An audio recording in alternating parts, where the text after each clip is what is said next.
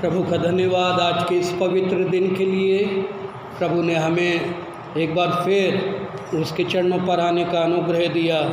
प्रभु महान अनुग्रहकारी, करुणा निधान और महाप्रतापी परमेश्वर है। हालेलुया। गुड। थोड़े लोग हैं, है ना, कोई बात नहीं, लेकिन हम प्रभु की उपस्थिति में हैं और जहाँ 2 या 3 मेरे नाम से इकट्ठा होते हैं वहाँ मैं उनके बीच में, उनके मध्य में उपस्थित हूँ। इसका मतलब ये नहीं है कि हम हमेशा 2 या 3 ही रहें, है ना, क्योंकि प्रभु यीशु हमारे साथ है, इसलिए 2 या 3 में ही काम चला लें। लेकिन व्यस्त हैं लोग, खेती बाड़ी, फसल कट रही है और हमने समय चर्च का जल्दी कर दिया, तो कोई बात नहीं, आने वाले समय में सब ठीक होगा। और हम प्रभु को धन्यवाद देते। प्रभु ने पूरे सप्ताह भर हमको संभाला, हमारे कठिन परिश्रम में प्रभु हमारे साथ रहा। आमीन। और 2 तारीख को हमने क्या बनाया था? 2 तारीख को बताइए, पाम संडे। 7 तारीख गुड फ्राइडे, ईस्टर। और हो सकता है कैलेंडर आने वाले दिनों में बदल जाए, ईस्टर पहले आए और गुड फ्राइडे बाद में आए, ऐसा भी हो सकता है ना, आने वाले समय में। तो 7 तारीख को गुड फ्राइडे और फिर उसके बाद बीते संडे 9 तारीख, है ना, ईस्टर। पूरा सप्ताह काफ़ी रौनक रही, बहुत चहल पहल रही, जागृति रही, लोगों में उत्साह रहा। कई बार क्या होता है, जिस घर में शादी ब्याह होती है ना, कोई फंक्शन होता है, लोग बहुत उत्साह में भरे रहते हैं, बहुत आनंदित, और कई दिन पहले से तैयारी शुरू कर देते हैं, बिना थके, बिना विश्राम किए, भाग दौड़ और उछल कूद, सामान जुटाना, मेहमानों की खातिरदारी करना, खाना पीना और नाच गाना, उछल कूद, सब कुछ।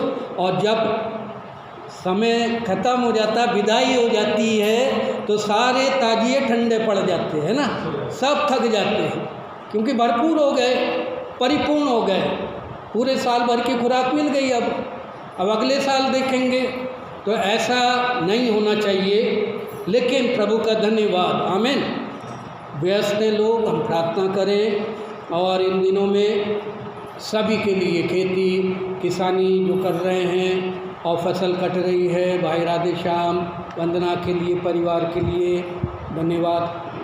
हमें आभास है, क्योंकि घर बदलने का अनुभव हमसे ज़्यादा किसी को नहीं है घर बदलने का अनुभव जीवन में मुझसे ज़्यादा और हमसे ज़्यादा, दोनों मियाँ बीवी और हम बच्चों को पूछिए घर कैसे बदला जाता है। और आप यकीन कीजिए, दिल्ली में जब हम गए तो 26 साल रहे।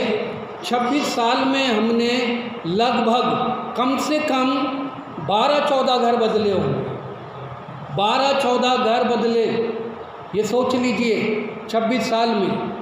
और तो घर बदलने का, पैकिंग करने का, सामान ढोना, चढ़ाना और उतारना, और फिर घर को सजाना, और फिर उसके बाद बोरिया बिस्तर बांधना और फिर कहीं और चल देना, खाना बदोशी जैसा जीवन, है ना। कई बार बाइबल बताती है हम इस संसार में परदेसी और मुसाफिर हैं। आमीन। जिनका अपना खुद का ठिकाना है उनकी अलग समस्याएं हैं, जो किराए पे हैं उनकी अलग समस्याएं हैं। समस्या दोनों की है, लेकिन फ़र्क हो सकती है।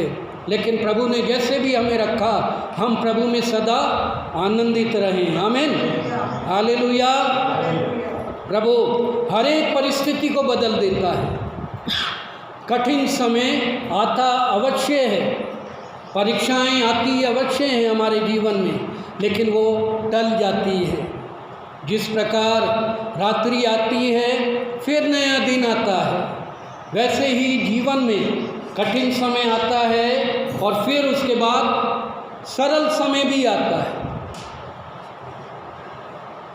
अगर दुख आता है तो खुशी भी आती है। आमीन। हालेलुया।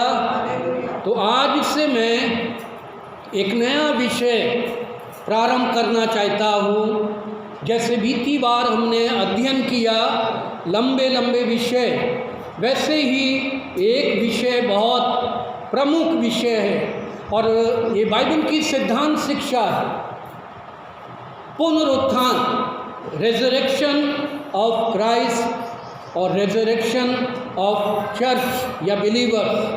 तो पुनरुत्थान के बारे में हम आज से अध्ययन प्रारंभ करेंगे, लेकिन आज मैं बहुत संक्षेप में, है ना, पृष्ठभूमि दूंगा, सिर्फ परिचय, विषय का परिचय दूंगा। आने वाले रविवार से हमारे पास भरपूर समय होगा तो हम पूरा समय लेकर अध्ययन करेंगे। आज ज़्यादा समय मैं नहीं लूँगा और उसका कारण है कि इसके बाद हमारे चर्च के मुख्य लोग बिज़ी हैं, जाना भी है, जो ज़रूरी काम है वो भी, और गर्मी भी बढ़ रही है, इसलिए बेमतलब ज़्यादा समय व्यर्थ ना जाए। पुनरुत्थान के बारे में हम अध्ययन करने जा रहे हैं। पढ़िए यूहन्ना 5 अध्याय उसका 28 और 29 वचन। यूहन्ना रचित सुसमाचार 5 अध्याय। इससे अचंभा मत करो, क्योंकि वह समय आता है, जितने कब्रों में हैं वे उसका शब्द सुनकर निकल आएंगे जी। जिन्होंने भलाई की है वे जीवन के पुनरुत्थान के लिए जी उठेंगे, और जिन्होंने बुराई की है वे दंड के पुनरुत्थान के लिए जी उठेंगे। हाँ, इससे अचंभा मत करो, क्योंकि वह समय आता है कि जितने कब्रों में हैं उसका शब्द सुनकर निकलेंगे,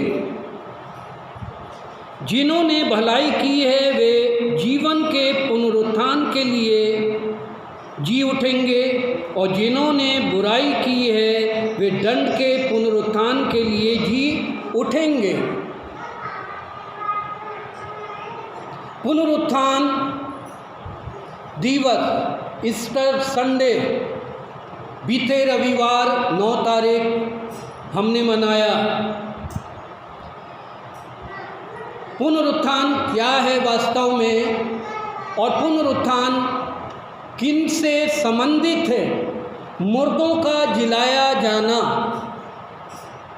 यदि आप पहला कुरिन्ती 15 अध्याय निकालें और उसको पढ़ें तो वहाँ पर पौलुस प्रेरित ने पुनरुत्थान के बारे में पूर्ण व्याख्या की है और बहुत स्पष्ट पौलुस ने वहाँ पर समझाया है। अभी फ़िलहाल आप उन वचनों को नोट कर लें और जब आपको घर में समय मिले अवश्य पढ़ लें। पहला 15 अध्याय, पहला कुरिन्ती 15 अध्याय उसका 20 वचन से पढ़ना प्रारंभ करेंगे और आप पढ़ेंगे पूरा अध्याय अंतिम तक, ठीक है, 58 वचन तक। तो जब ये आप पूरे 38 वचन आप पढ़ेंगे, है ना, 58 में से 20 गए तो कितने बचे? हैं जी, 58 में से 20 गए, कितने बचे? 38। तो 38 वचनों को आपको पढ़ना है, 20 वचन से 58 वचन तक। लेकिन एक आध वचन मैं आपके लिए पढ़ देता हूँ। परंतु सचमुच मसीह मुर्दों में से जी उठा है, और जो सो गए हैं उनमें पहला फल है। प्रभु यीशु मरा और गाड़ा गया मुर्दों के साथ, और अपने वचन के अनुसार, परमेश्वर की प्रतिज्ञा के अनुसार, भविष्यवाणी के अनुसार मसीह यीशु जी उठा। और उसका प्रमाण, प्रभु यीशु के जी उठने का प्रमाण मत्ती रचित सुसमाचार उसके 28 अध्याय, तो आप पढ़ें, निकालें 28 अध्याय उसका पहला वचन। हमने बीते रविवार भी पढ़ा था मत्ती 28। सप्त के दिन के बाद के पहले दिन और घटते ही मरियम मगदलीनी और दूसरी मरियम कब्र को देखने आई। हाँ, और देखो एक बड़ा भूकंप हुआ, यस, क्योंकि प्रभु का एक दूत स्वर्ग से उतरा और पास आकर उसने पत्थर को उड़ा दिया और उस पर बैठ गया। जी, आगे। उसका रूप बिजली का था और उसका वस्त्र पाले के समान उज्ज्वल था। जी, उसके भय से पहले कांप उठे और मृतक समान हो गए। स्वर्गदूत ने स्त्रियों से कहा, मत डरो, मैं जानता हूँ कि तुम यीशु को जो क्रूस पर चढ़ाया गया था ढूंढती हो। जी, वह यहाँ नहीं है, परंतु अपने वचन के अनुसार जी उठा है। आओ यह स्थान देखो जहाँ प्रभु पड़ा था। बस वह यहाँ नहीं है, अपने वचन के अनुसार जी उठा है। प्रभु यीशु ने घोषणा की थी कि प्राण लेने और प्राण देने का अधिकार केवल पिता का है। मैं अपना प्राण दे भी सकता हूँ और मैं अपना प्राण ले भी सकता हूँ। अर्थात यदि मैं मरता हूँ तो मैं स्वयं अपने को जीवित भी कर सकता हूँ। जीवन और मृत्यु का अधिकार केवल हमारे प्रभु यीशु का है।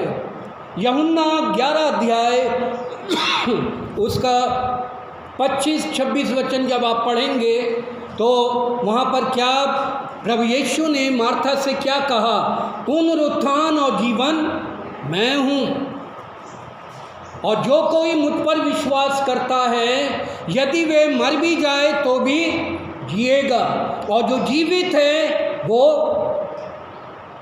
कभी नहीं मरेगा। अब इस वचन के अर्थों को हमें समझना है, भेद को। तो प्रभु यीशु ने अपने आप को प्रमाणित किया कि प्रभु यीशु मरा और गाड़ा गया और तीसरे दिन मृतकों में से जी उठा। आमीन, हालेलुया, हालेलुया। गुड। थोड़ा और आगे आके बैठ गई ना, हवा लगेगी। अच्छा, नीचे क्यों बैठ गया? थोड़ा सा आगे आ जाइए। क्या हो गया? कुर्सी पे, अच्छा अगले संडे से कुर्सी इधर की हटा दीजिएगा, इधर लगा दीजिएगा भाइयों की तरफ। बहन लोग सब नीचे बैठे हैं। हाँ, आराम से बैठे। अच्छा, बस अब अच्छा लग रहा है ना। हाँ, पीछे छुप के बैठने से ना नींद आती है सामने बैठेंगे तो थोड़ा सा जगाहट होगी, है ना, जागरण। चलिए, तो प्रभु यीशु जी उठा और फिर हमने यूहन्ना 5 अध्याय उसके 28 और 29 वचन में पढ़ा था फिर से, और ये वचन हमें अंकित करते हैं, बताते हैं कि पुनरुत्थान है, और पुनरुत्थान 2 प्रकार का है। 2 पुनरुत्थान होंगे। एक तो उनका होगा जो भलाई का जीवन जिया है, विश्वासियों का पुनरुत्थान, और दूसरा पुनरुत्थान होगा अविश्वासियों का। आमीन। फिर हमने ये देखा कि प्रभु यीशु पुनरुत्थान का पहला फल है। अब पहला फल का क्या अर्थ है कि प्रभु यीशु पुनरुत्थान का पहला फल है? इसका क्या अर्थ है? मरे हुओं में से जी उठा प्रथम प्रभु यीशु है। यदि आप मत्ती रखी सुसमाचार या अन्य सुसमाचार पढ़ेंगे तो जिस समय प्रभु यीशु क्रूस पर चढ़ाया गया और जिस समय प्रभु यीशु मसीह क्रूस के ऊपर मरा, उसने अपना प्राण त्यागा, तो वहाँ लिखा हुआ है बहुत भूकंप हुआ, अंधेरा छा गया, मंदिर का पर्दा फट गया और कब्रें खुल गईं।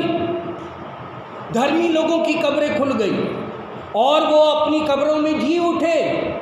और फिर उसके बाद जैसे ही प्रभु यीशु मसीह तीसरे दिन जी उठा, वे सब धर्मी लोग, संत लोग अपनी कब्रों से बाहर निकले और यरूशलेम के नगर में उनको कई लोगों ने घूमते हुए देखा। हालेलुया।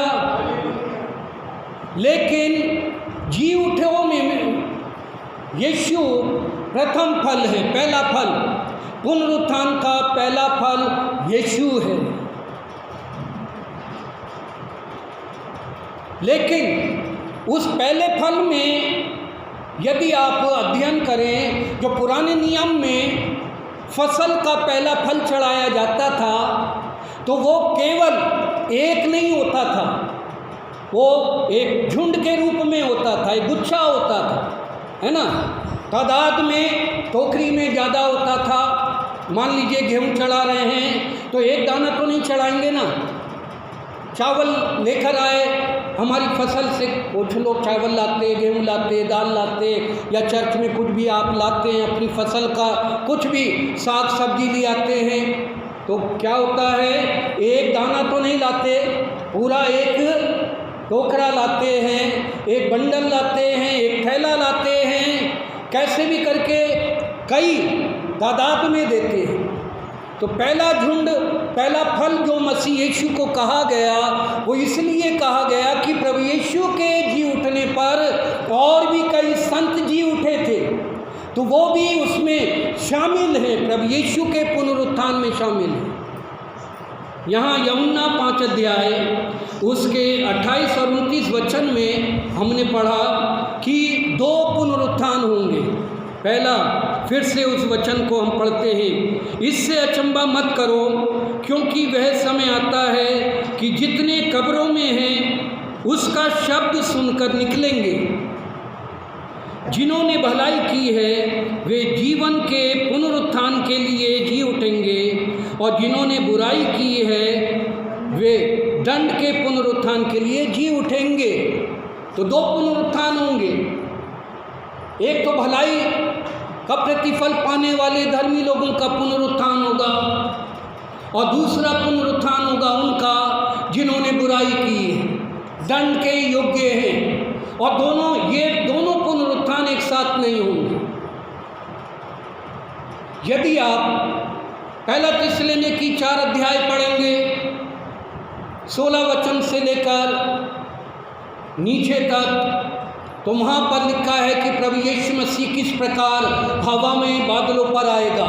प्रभु यीशु के द्वितीय आगमन का प्रथम भाग बताया गया है, और कलीसिया के उठाए जाने का, स्वर्गारोहण का वर्णन वहाँ किया गया है कि धर्मी लोग किस प्रकार उठाए जाएंगे।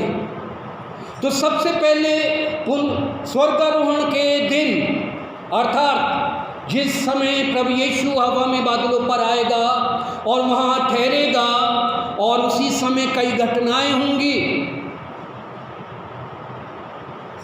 प्रधान दूत का शब्द सुनाई देगा, और परमेश्वर की तुरही फूंकी जाएगी। फिर जो मसीह में सोए हुए हैं वे जी उठेंगे, और जो जीवित हैं वो बदल जाएंगे, और फिर आपस में एक साथ मिलकर हवा में बादलों पर प्रभु यीशु के पास स्वर्ग में उठा लिए जाएंगे। आमीन, हालेलुया। समझ में आ रहा है विषय? आपको समझ में आता है? अच्छा, मेरी भाषा आती है? अच्छा, गुड।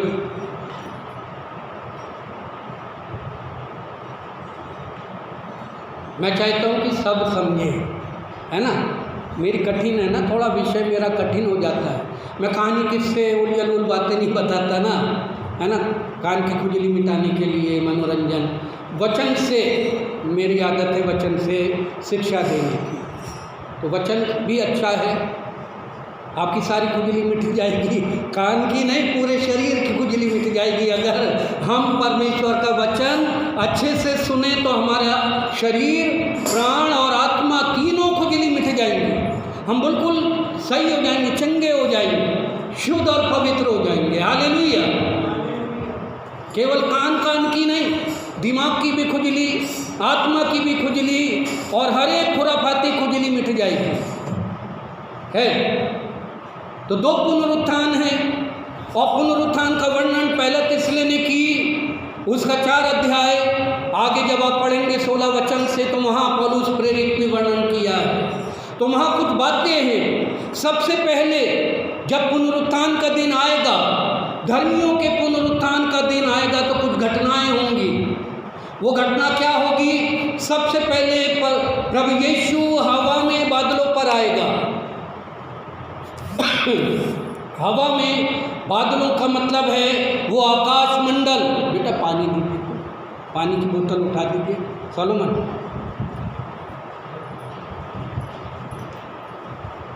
थैंक यू, धन्यवाद।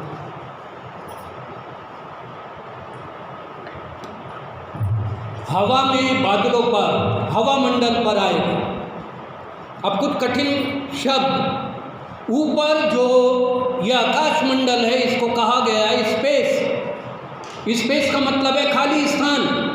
बहुत ध्यान से सुनिएगा, समझिएगा कि क्या बता रहा हूँ, क्या सिखा रहा हूँ। फिर इसको एक और शब्द कहा गया है कॉस्मोस। क्या कहा गया है? कॉस्मोस। ये जो नीला आकाश हमें दिखता है, सुंदर आकाश दिखता है। और यदि आप बाइबल की और गहराई में जाएंगे तो प्रभु परमेश्वर ने प्रारंभ में क्या कहा? ऊपर का जल ऊपर चला जाए और नीचे का जल नीचे, और जो नीचे का जल है वो समुद्र है, और ऊपर का जो जल है वो ये आकाश है। ऊपर पानी है, ऊपर भी पानी है, और पृथ्वी के 3 हिस्से पानी है, एक हिस्सा पृथ्वी है। इसको कॉस्मोस कहा गया है। कॉस्मोस से अनुवाद किया गया है कॉस्मेटिक। कॉस्मेटिक समझते हैं? हाँ जी, हाँ, ब्यूटी पार्लर वाले बहुत अच्छे से समझे। कॉस्मेटिक, कॉस्मेटिक का मतलब क्या है? सुंदर, सौंदर्य प्रसाधन, है ना? सौंदर्य प्रसाधन, हाँ, मेरी हिंदी से अच्छी हिंदी है। सौंदर्य प्रसाधन, है ना? ये क्या बोलेंगे उसको? ब्यूटी पार्लर का जो सामान है, क्रीम, पाउडर, लिपस्टिक और ये सारी चीज़ें, है ना? साफ सफाई, नेल पॉलिश और दुनियादारी जो चलती रहती है आजकल, तो बहुत झमेला है, पता नहीं क्या क्या, बहुत सुंदर बनने के लिए बहुत साधन है। उसको कॉस्मेटिक कहते हैं। कॉस्मोस, सुंदरता, सौंदर्यता, और हर एक जन सुंदर बनना चाहता है। परमेश्वर ने जो कुछ बनाया सब कुछ अच्छा है, सब कुछ सुंदर है। और इसका मतलब क्या है? कॉस्मेटिक का एक और अलग अर्थ है कि आकर्षण, अट्रैक्शन, किसी को अपनी ओर आकर्षित करने के लिए ये सुंदरता होती है। सुंदरता क्यों स्थापित की गई है? कि लोग उसकी तरफ आकर्षित हों। परमेश्वर ने ये सुंदर चीज़ें बनाई हैं कि मनुष्य का ध्यान, मनुष्य का मन इनमें लगे। जैसे भजन संहिता 19 में क्या कहा गया है? पहले वचन में आकाश मंडल ईश्वर की का वर्णन कर रहा है और उसकी हस्तकला को प्रकट कर रहा है। हालेलुया! आकाश मंडल परमेश्वर की हस्तकला का वर्णन कर रहा है, उसकी महिमा का वर्णन कर रहा है, उसकी सुंदरता का वर्णन कर रहा है। कॉस्मोस, हवा में बादलों पर प्रभु यीशु आएगा और वहाँ रुक जाएगा। मैंने कहा स्पेस, खाली स्थान। और ऐसा कहा जाता है वैज्ञानिक तौर पर, वो जो खाली स्थान है वहाँ पर खिंचाव है। अगर वहाँ कोई पहुँच जाए तो ना तो ऊपर जा सकता है और ना नीचे, है ना? ऐसे ऐसे घूमते हैं वहाँ, ऐसे ऐसे नहीं जा सकते। और किस प्रकार रॉकेट या जो भी स्पेस शटल होता है वो कितनी स्पीड से उसको पार करता है, बहुत ज़्यादा तेज़ी रफ्तार से। यदि उस खाली स्थान में, स्पेस में कोई फंस जाए, कोई जहाज़, कोई भी व्यक्ति या वहाँ तक पहुँचने का प्रयास करे तो वो ना तो ऊपर जाएगा और ना नीचे आ पाएगा, वहीं घूमता रहेगा। और वो खाली स्थान जो है, मैं आपको बता दूं आपकी जानकारी के लिए कि प्रभु यीशु उस खाली स्थान पर क्यों आएगा जहाँ बादल हैं, जहाँ बादलों का साया है, हवा मंडल है। इफिसियों की पत्री 6 अध्याय जब हम पढ़ते हैं तो वहाँ पर क्या लिखा है, शैतान लूसीफर ने खाली स्थान में, हवा में, बादलों पर, ऊंचे स्थानों में अपना गढ़ बनाया हुआ है। हालेलुया, बोलिए हालेलुया। समझ में आ रहा है? प्रभु यीशु हवा में, बादलों पर आएगा और उसके नीचे शैतान का गढ़ है। शैतान ने अपना गढ़ बना रखा है और उससे नीचे प्रभु यीशु नहीं आएगा, उसके ऊपर ही रहेगा। लेकिन ऊपर हवा में, बादलों पर यीशु है, आकर टिक गया और उसके नीचे खाली स्थानों में शैतान ने अपना गढ़ बना रखा है। उसका राज्य है, वो किसी को नीचे नहीं आने देगा, किसी को ऊपर नहीं जाने देगा। और प्रभु यीशु का एक स्वभाव है, वो लड़ना भिड़ना नहीं जानता, वो स्वयं इस प्रकार के कार्य नहीं करता है। अब जब कलीसिया के विश्वासी जी उठेंगे और जो जीवित हैं वो बदल जाएंगे और एक साथ मिलकर जब उठाए जाएंगे, तब क्या होगा? पहले किससे टकराएंगे बताइए? ऊपर यीशु है, बीच में खाली स्थान में शैतान का गढ़ है और नीचे से कलीसिया उठाई जाएगी, तो कहाँ रुकेंगे? कलीसिया ऊपर नहीं जा पाएगी, जा पाएगी, शैतान रोक लेगा। और तब क्या है, वहाँ वचन में लिखा हुआ है प्रकाशित वाक्य में कि मैंने आकाश मंडल में एक बहुत बड़ा युद्ध होते सुना, देखा। और वो युद्ध जो है मिकाएल स्वर्गदूत का और शैतान लूसीफर का होगा। और उस समय मिकाएल स्वर्गदूत लूसीफर को मारेगा और मारकर नीचे गिराएगा और रास्ता साफ होगा। शैतान का वो हवा में खाली स्थान का गढ़ तहस नहस किया जाएगा, वहाँ से उसको निकाल दिया जाएगा और कलीसिया के लिए एक सीधा रास्ता बन जाएगा। और कलीसिया जो है धर्मी लोग, प्रभु की देह, यीशु की दुल्हन प्रभु यीशु के साथ मिलेगी और 7 साल तक हवा में, बादलों पर प्रभु यीशु के साथ रहेगी। हालेलुया। खुशी की बात है? नहीं है? है। स्वर्ग जाना कौन कौन चाहता है? गुड। जाना चाहते हैं? गुड। टिकट मेरे पास है और थोड़ा सा महंगा है, एडवांस में आप लोगों को पैसा देना पड़ेगा, तो टिकट मैं काट दूंगा आप लोगों के स्वर्ग का, ठीक है? रिजर्वेशन हो जाएगा, हैं? देंगे पैसा? ठीक है, मुँह मांगा पैसा लूँगा। अच्छा, और बढ़िया एकदम एसी है ना, एसी कार में जाएंगे और कोई आराम, खाना पीना सब मिलेगा। जैसे यात्रा नहीं जाती है, तीर्थ यात्रा, 4 धाम की यात्रा, वैसे ही यात्रा में जाएंगे और अच्छा टिकट लगेगा। कम से कम एक एक जन का 2-2, 3-3, 4-4 लाख रुपए लगेगा, है ना? दे देंगे। अपनी ज़मीन अमीन मेरे नाम कर दीजिएगा, क्योंकि मैं तो यहीं रहूँगा, आप लोग को स्वर्ग भेज दूँगा। हालेलुया। मजाक कर रहा। ऐसे ही हम सब जाएंगे। हम इस संसार में परदेसी और मुसाफिर हैं और एक दिन हमारी उम्मीद और हमारी आशा है कि हमारा प्रभु यीशु आएगा और हम सब उसके साथ स्वर्ग में जाएंगे। आमीन। और इस संसार के सारे कष्ट, सारे आंसू, सारा क्लेश जाता रहेगा। और 2 कुरिन्थी 5 अध्याय में जैसे लिखा है, जब हमारा पृथ्वी पर का डेरा सरी का घर गिराया जाएगा तो हमें स्वर्ग में परमेश्वर की ओर से चिरस्थायी घर मिलेगा, जो हाथों का बना हुआ नहीं, स्वयं परमेश्वर ने हमारे लिए बनाया है। वो स्वर्गीय धाम है। आमीन। और पतरस कहता है, इस संसार में हम परदेसी और मुसाफिर हैं, और हमेशा अपने को परदेसी और मुसाफिर समझे।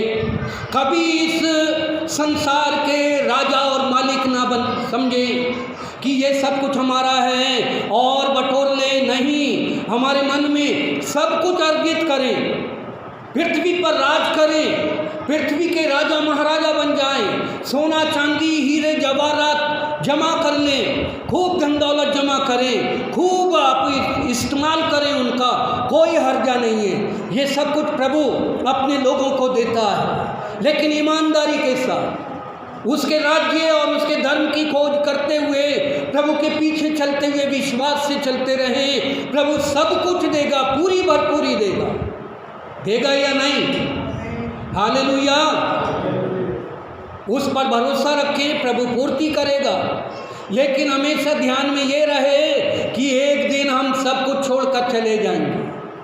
हीरे जवाहरात, सोना चांदी और महल दुमहल, जमीन जायदाद, घोड़ा खच्चर, हाथी ऊंट जो भी पाल ले, कुछ भी कर ले, कितना भी कीमती कपड़ा, कितने भी कीमती गहने बना ले, एक दिन सब कुछ यहीं छूटकर चला जाएगा। जाएगा या नहीं? इसलिए प्रभु यीशु ने क्या कहा? वचन में लिखा है कुलुस्सियों की पत्री में कि संसार के धन के ऊपर अपना मन मत लगाओ, अपना स्वर्गीय वस्तुओं पर ध्यान लगाओ। हालेलुया। इसका मतलब ये नहीं कि हम कंगाल हो जाएं, हम गरीब हो जाएं और संसार में हम कोई व्यापार ना करें, कोई बिजनेस ना करें, पैसा ना कमाएं। ईमानदारी से कठिन परिश्रम करके संसार की अच्छी सी अच्छी वस्तु अर्जित करें और इस्तेमाल करें, सब कुछ इस्तेमाल करें। लेकिन यूज़ एंड थ्रो, जैसे आजकल वो प्लेटें और गिलास आ गए ना, हमें पहले से मालूम होता है ना कि इसको इस्तेमाल करना है और क्या करना है, फेंकना है। लेकिन कई लोग इतने चतुर होते हैं, दोबारा धोकर फिर रख लेते हैं, रखते हैं। कई बार मैंने भी रखा, एक आध बार मैंने कहा भाई पैसा खर्चा हुआ है, कम से कम सारे नहीं कुछ तो रख लो धो के, किसी को क्या पता इसी में दोबारा पिला देंगे। मैंने किया ऐसा, सच में, अपने लिए, दूसरों के लिए नहीं, अपने लिए हमने इस्तेमाल किया। भाई गंदा तो हुआ नहीं, इस पर तो हमने सिर्फ रोटी रखी थी, रोटी में कोई तेल नहीं था, कोई मसाला नहीं था, कोई हल्दी नहीं थी, साफ़ है, धोकर साफ करके रख दी। तो इस प्रकार का रख लेते हैं। लेकिन हमारे ध्यान में ये रहता है कि एक ना एक दिन इस यूज एंड थ्रो वस्तु को हमें फेंकना है या नहीं? हमें मालूम है अच्छे से इसको फेंकना है। हमें ये भी मालूम है कि जो हम खा रहे हैं वो दूसरे दिन हमें क्या करना है? वो नहीं रहेगा हमारे अंदर, वो ख़त्म हो जाएगा, निकल जाएगा। क्योंकि जो कुछ मुंह से जाता है और वो सब समाप्त हो जाता है। फिर भी हम अच्छी अच्छी चीज़ें खाते हैं, इतनी मनपसंद की चीज़ें खाते हैं कि जैसे वो हमारे शरीर में बना रहेगा हमेशा। नहीं, कुछ नहीं रहता है, सब खत्म हो जाता है, मिट जाता है। इस संसार में हम क्षणिक हैं, हमारा जीवन ढलती हुई छाया के समान है, एक घास के समान है, फूल के समान है, जो फूलता है, मुरझा जाता है और फिर किसी काम का नहीं होता। घास उगती है और धूप लगती है, मुरझा जाती है, छाया जो ढल जाती है। इसी प्रकार मनुष्य का जीवन है। और ऐसा ही सोच रखते हुए यदि हम इस जीवन में, इस संसार में चल रहे हैं और धैर्यवान और बहुत सचेत होकर, बिना किसी घमंड, बिना किसी गरूर के हम चले नम्रता दीनता के साथ, तो प्रभु का अनुग्रह, प्रभु की करुणा, प्रभु की दया हम पर बनी रहेगी। आमीन। हम सबसे खुशहाल और संतुष्ट व्यक्ति होंगे, हमें कोई डर नहीं होगा। जब हमें मालूम है कि ये हमारा नहीं है तो हमें डर ही नहीं होगा। जब हम ये कहेंगे कि ये हमारा है, हमारा है, हमारा है और हमारा रहे, तब हम डरते रहेंगे, भयभीत रहेंगे। शायद कोई कह सकता है कि अरे ये तो कह सकते ना, इनके पास कुछ नहीं है, इनके पास ना बैंक बैलेंस है, ना सोना चांदी है, ना जमीन जायदाद है। पादी विल्सन ने जीवन भर कुछ नहीं बनाया। एक बहुत बड़े मेरे विश्वासी भाई ने ऐसा कहा भी, तंस कसा मेरे ऊपर, मेरे परिवार के ऊपर। मेरी बहू और मेरा छोटा बेटा उनके यहाँ गया, मिलने के लिए गए, तो उन्होंने अपना घमंड दिखाते हुए, बड़े घमंड से कहा, देखो हमारे पास कुछ नहीं था, खेतों में हम जो कटने के बाद बीनते हैं ना, कुछ लोग आके बीनते हैं, वो बीन कर खाते थे, अपने परिवार को चलाता था वो व्यक्ति। मजदूरी और हमाली करता था, पल्लेदारी। लेकिन प्रभु ने जब महिमा दी, आशीष दी, तो वो सारे उपकारों को भूलकर वो व्यक्ति घमंड में क्या कहता है कि देखो मेरे पास कितनी प्रॉपर्टी आ गई, मेरे बच्चे पढ़े लिखे हो गए, वकील बन गए, फलाने बन गए, इंजीनियर बन गए, है ना, इतनी प्रॉपर्टी मैंने वहाँ खरीद ली, इतनी वहाँ खरीद ली, अभी एक वहाँ खरीदूँगा लखनऊ में और एक इलाहाबाद में और एक कानपुर में भी फ्लैट खरीदूँगा, गाड़ी भी, और लेकिन तुम्हारे ससुर साहब ने अभी तक कुछ भी नहीं बनाया। कितने शर्म की बात। वो बात जब मुझे पता चली मेरा हृदय दुखी हुआ कि क्या व्यक्ति को इतना घमंड अच्छा है? नहीं, जो कुछ दिया प्रभु ने दिया, हालेलुया, प्रभु का अनुग्रह है, उसके लिए धन्यवाद। लेकिन अगर मैं कहूँ किसी के लिए क्या रे आपके पास क्या है, मेरे पास देखो, परमेश्वर अपने धर्मी लोगों को देखता है और जांचता है और परखता है, वो उनकी आहें और उनके दर्द भरी प्रार्थनाओं को भी सुनता है। हम किसी को ठट्टों में ना उड़ाएं, किसी का मजाक न करें। अगर प्रभु ने आपको ज़्यादा दिया है धन्यवाद, किसी को नहीं दिया है तो कोई बात नहीं, हम उसके लिए प्रार्थना करें, दूसरों के लिए दयालु और करुणा निधान और दयावंत बने। आमीन, हालेलुया। तो मेरे पास तो कुछ नहीं है, सच में कुछ नहीं है, और मुझे चिंता भी नहीं है, और मैं कहता हूँ अच्छा है मेरे पास कुछ नहीं है। अगर होता तो शायद मैं इतनी दिलेरी से परमेश्वर के वचन का प्रचार नहीं करता, उन बातों में घिरा रहता, उलझ जाता। ऐसा नहीं कि नहीं कर सकता, नहीं खरीद सकता, मेरे पास कोई साधन नहीं है, खरीद सकता हूँ, प्रॉपर्टी ले सकता हूँ, सोना चांदी भी खरीद सकता हूँ, सब कुछ कर सकता हूँ संसार में। जब और लोग कर रहे हैं तो हम क्यों नहीं कर सकते? लेकिन परमेश्वर के मार्ग में चलकर उसका क्रूस उठाकर त्याग करके परमेश्वर की इच्छा को पूरा करते हुए लेकिन प्रभु ने कभी भी कोई कमी घटी नहीं होने दी जीवन में, हालेलुया। और मैं मानता हूँ कि मुझसे खुशहाल और संतोष और धनी कोई है ही नहीं। मुझे ऐसा लगता है मेरी जेब खाली है, बैंक बैलेंस खाली है, लेकिन मैं बहुत संतुष्ट हूँ। मुझे कोई डर नहीं है, बेचैनी नहीं है, खूब गहरी नींद सोता हूँ, घोड़े बेचकर सोता हूँ, बम फट जाए तो मुझे पता नहीं। मेरी पत्नी रात भर करवटें बदलती है और 3-4 बार उठ के अंदर बाहर होती है, मुझे पता ही नहीं चलता। बहुत अच्छी मीठी नींद आती है, कोई चिंता नहीं, कोई डर नहीं, कोई भय नहीं।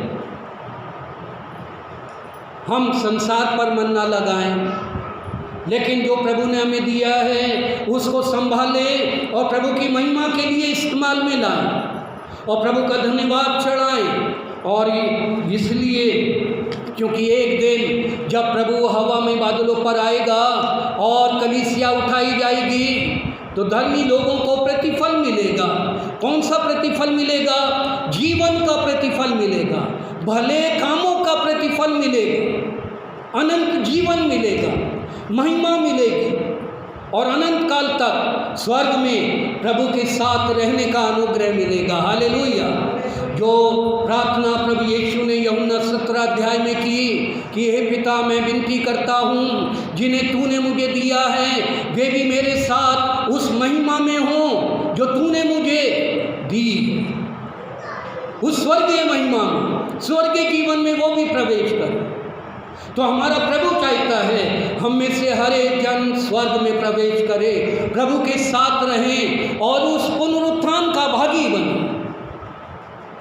तो पुनरुत्थान, मृतकों का जी उठना, इसमें बहुत बड़ा विषय है। आज तो मैं सिर्फ भूमि का रख रहा हूँ।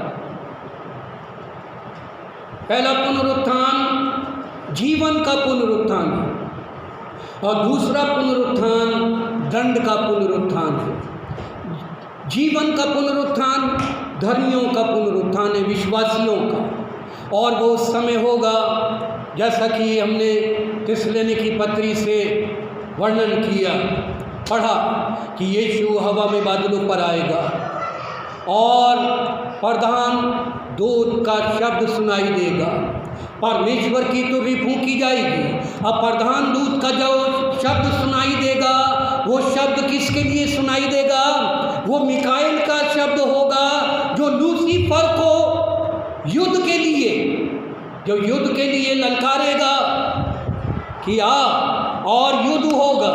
फिर उसके बाद परमेश्वर की तुर्री फूंकी जाएगी। वो जो तुर्री फूंकी जाएगी वो प्रस्थान की तुर्री होगी। जिस प्रकार पुराने नियम में इस्राएली लोगों के लिए तुर्री फूंकी जाती थी, पहली तुर्री एकदम सचेत होने के लिए कि मंडली सचेत हो जाए और तैयार हो जाए, और दूसरी तुर्री फूंकी जाती थी प्रस्थान करने के लिए, और वो तुर्रियां चांदी की हुआ करती थी। जब आप गिनती की पुस्तक में पढ़ेंगे तो आपको पता चलेगा परमेश्वर ने आज्ञा दी थी तुर्री बनाने की। पहली तुर्री तैयार होने की, दूसरी तुर्री प्रस्थान करने की, निर्गमन की। वैसे ही ये दूसरी तुर्री फूंकी जाएगी कलीसिया के प्रस्थान, पृथ्वी से स्वर्ग की ओर, हवा में बादलों की ओर प्रस्थान करने के लिए तुर्री फूंकी जाएगी। Hallelujah, hallelujah. पहली तुर्री फूंकी जाती थी मंडली को इकट्ठा करने के लिए, और दूसरी तुर्री पर वो सब इकट्ठा हुए लोग ऊपर उठ आगे बढ़ जाते थे। वैसे ही प्रभु यीशु के आगमन के समय तुर्री फूंकी जाएगी, और ये अचानक होगा, पलक झपकते होगा लिखा है। इसमें देर नहीं लगेगी, कोई समझ नहीं पाएगा। जैसे पलक झपकती है हमारी, हम गिन नहीं सकते कि कितना समय हुआ पलक झपकने में, वैसे ही प्रभु यीशु का आगमन होगा। आमीन, हालेलुया। यीशु आएगा और हम यीशु के साथ जाएंगे। यीशु जी उठा अपने वचन के अनुसार, और यीशु पहला फल है, और उसके बाद उसके पवित्र लोग जी उठेंगे। तो आज के लिए इतना काफ़ी है। आमीन, हालेलुया। प्रभु के लिए ताली बजाएं।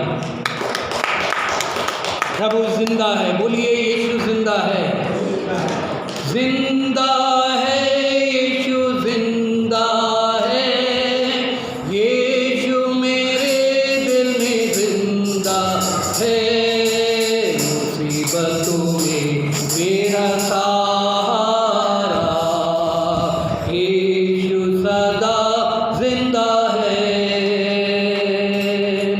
जिंदा है, यीशु जिंदा है, मेरे दिल में यीशु जिंदा है, मुसीबतों में मेरा सहारा, यीशु सदा जिंदा है।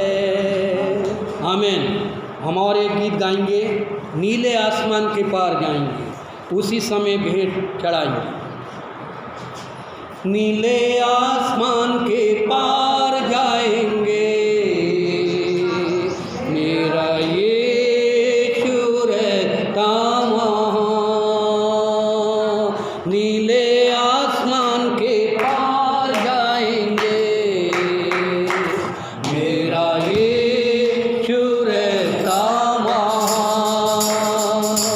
हम मिलेंगे बादलों पर, हम मिलेंगे बादलों पर, देखेगा सारा जहां। नीले आसमां के पार जाएंगे, मेरा यीशु रहता वहाँ। नीले आसमां के पार जाएंगे, मेरा यीशु रहता वहाँ। उसका कोई भी वादा ना होगा अधूरा, हर एक वादा उसका होता है पूरा। उसका कोई भी वादा, उसका कोई भी वादा ना होगा अधूरा, हर एक वादा उसका होता है पूरा।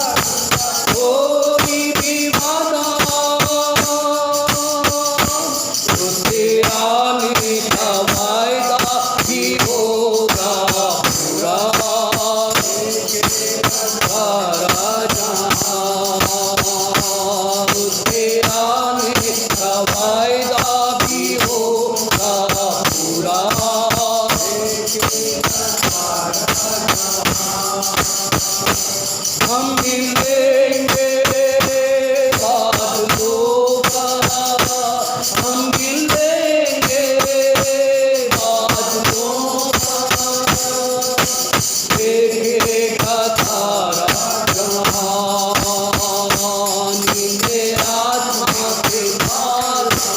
आमीन, ताली बजाएं।